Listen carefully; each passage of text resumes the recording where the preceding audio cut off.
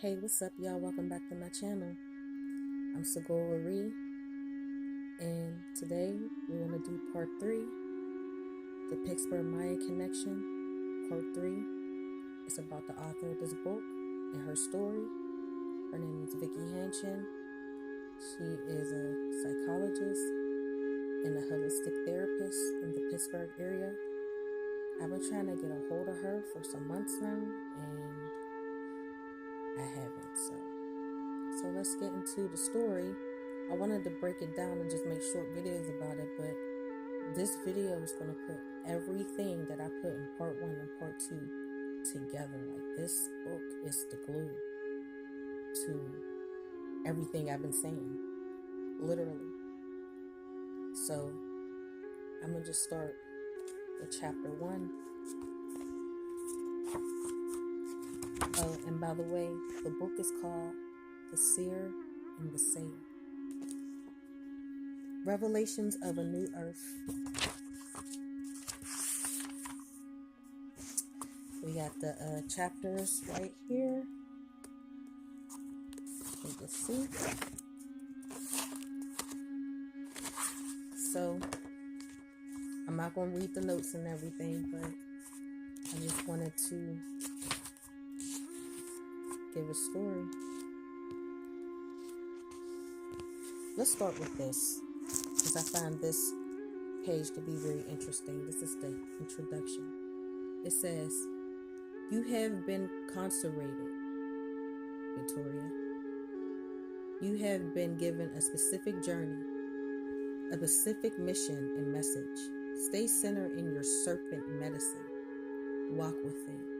You have been prepared for this for some time. Trust." That was a quote from Grandmother Flor de Mayo of the International Council of 13 Indigenous Grandmothers. She's a Mayan priestess. Chapter 1, the adventure begins. Ecstatic. Loudly, almost commandingly, the spoke word penetrated my sleep state and my awakening. My eyes flew wide open at rapid tension, my heart pounding. As the face of my alarm clock came into focus, it was 7:32 a.m. Then my alarm went off. Now, 7:32 a.m. is going to be throughout this whole book. Sorry, spoiler alert. No dream, no visuals, just this commanding loud word from an unseen speaker wakened me just moments before the alarm. What an odd way to be awakened, I mused.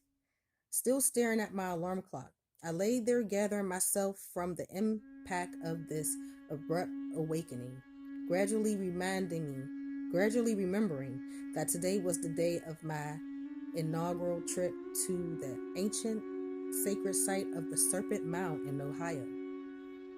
And I will finally meet in person Grandmother Donna, an elder of Mohawk lineage. She and I had discovered a deep kindred spirit connection through our frequent telephone conversations over the past month. Quote, "Well, that mysterious voice from the dream time certainly got my attention," I muttered out loud. Unquote. "I will definitely keep this word in mind and this numerology. Ecstatic. 7:32. Okay then." I got out of bed, continued to follow the sense of a clear imperative to operate on high alert, pay attention to synchronicities, and listen for inner guidance. With this heightened awareness, I began packing for my weekend adventure. So, she's going to meet up with Grandmother Donna, which is one of the 13 indigenous grandmothers of the Mayan culture. Also, a high priestess. And Grandma Donna lives not too far from Serpent Mound. Now, I'm not reading no more. This is just me talking. Grandmother Donna lives near Serpent Mound. So her and Grandma Donna made plans to meet up and go to Serpent Mound. All right. So, excuse me. Sorry. So they're on the phone. They talked about it.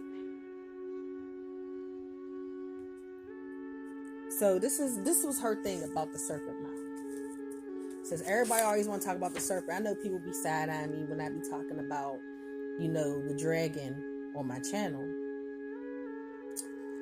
But the thing is, the dragon, serpent energy, is life force. And she says in this book. So, let's see. She even has a serpent a serpent altar in her house. So, let's see. She breaks down the Mayan culture, the cycles,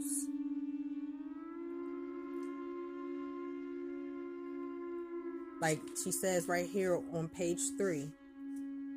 I recall that during my indigenous studies with the Seneca grandmother Tyla and her assistant grandmother Spider, I learned that the serpent was my core power animal, my within power animal, according to their tradition of discerning powerful animals that accompany our human journeys.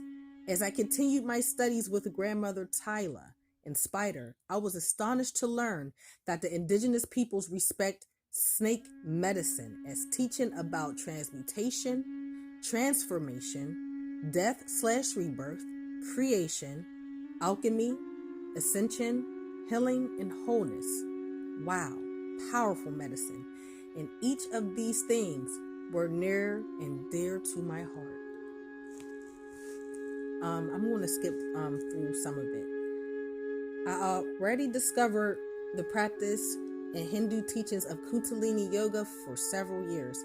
In that spiritual tradition, the life force, or Kundalini, is described as serpent energy,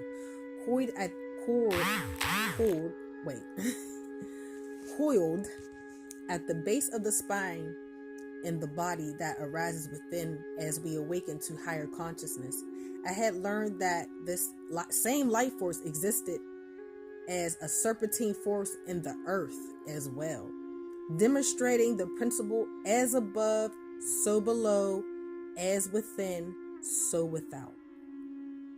I have also discovered that the serpent and the spiral were interchangeable as the earliest prehistoric symbol for the ancient great mother goddess, the first embodiment of divinity for most original cultures on this planet. I deeply resonate with the mother aspect of creator, the feminine face of God, and I had chosen subsequently to follow that path of devotion and service, committing myself to be a mouthpiece for Divine Mother and Mother Earth. Even though patriarchal religions for the past 5,125 years have been demonized, the serpent, and eliminated the great goddess which it symbolized for the prior 500,000 years, I knew the original truth of the serpent, life force, not quote-unquote evil.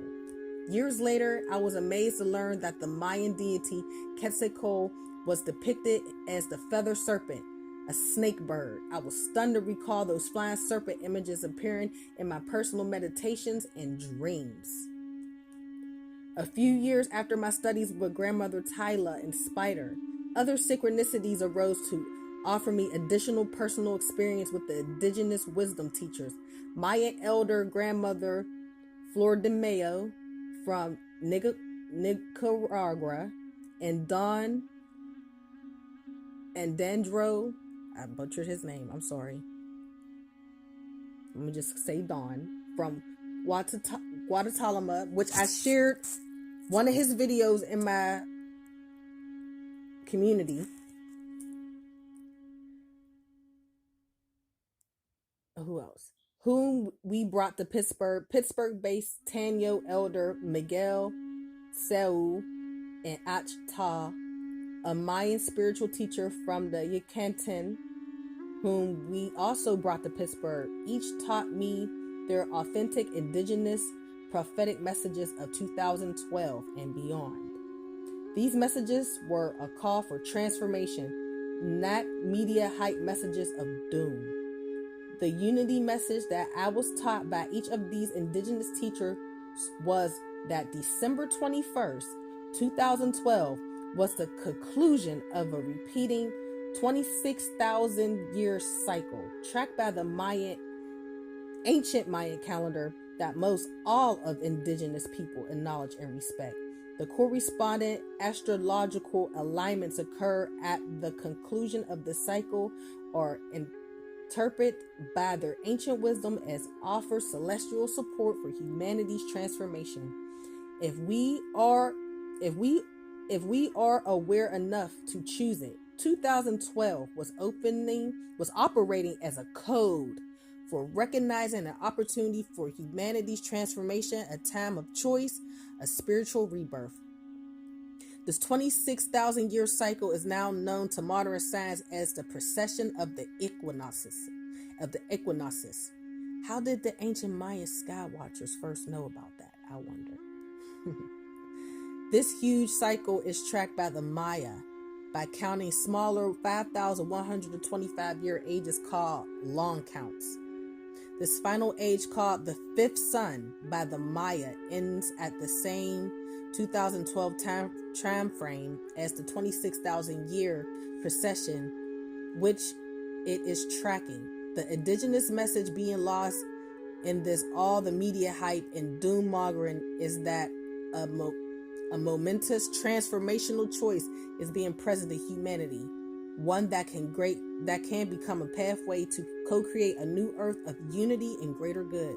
So I was moved to have the great privilege of receiving this indigenous teachings firsthand and being a mouthpiece for them.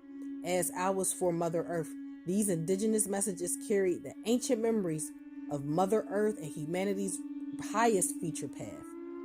They all taught about interconnection and unity, and our most current quantum science now verifies in modern language many aspects of their ancient wisdom. I recalled now that even African and Chinese indigenous teachings were part of my divine assignment over the years. In 2003, I had brought the Pittsburgh Bonfu Sum's wisdom, I don't know who that is, of spirit of unity through ceremony from her Burkina Faso. Okay, she's from Africa, West African culture. And in 2009, I have published my interviews with Hanchin, expressing his poetic Chinese wisdom about unity, consciousness, and his experience with the four rivers of Pittsburgh. Now, four rivers of Pittsburgh. I talked about in part 1 how there's an underwater river that's under all three of the rivers, and it has its own different way. It has its own path underground. And I know I'm kind of like spoiling the book, but she gets into that later on in the book. Everything I have been taught from the indigenous wisdom traditions of all the races was converging like a flow of oneness of my beloved three converging Pittsburgh rivers.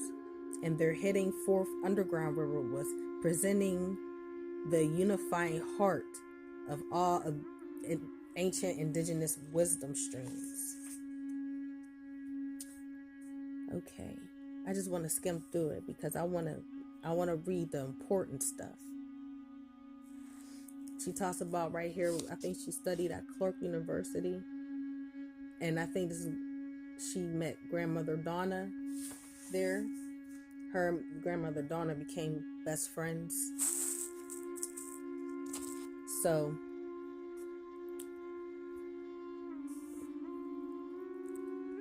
they talked about meeting up. Grandmother Donna lives about like 45 minutes away from Serpent Mound in Ohio. Serpent Mound in Ohio from here, because imagine, Vicky's from here. She lives here. So she drove from here to Ohio, which is not far at all. I would say about 2 hours. So it was about like a 2-hour drive.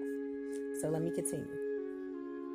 Driving towards Ohio with my updated GPS, I thought, well, what a perfect way for today to begin. Ecstatic, 7:32 a.m.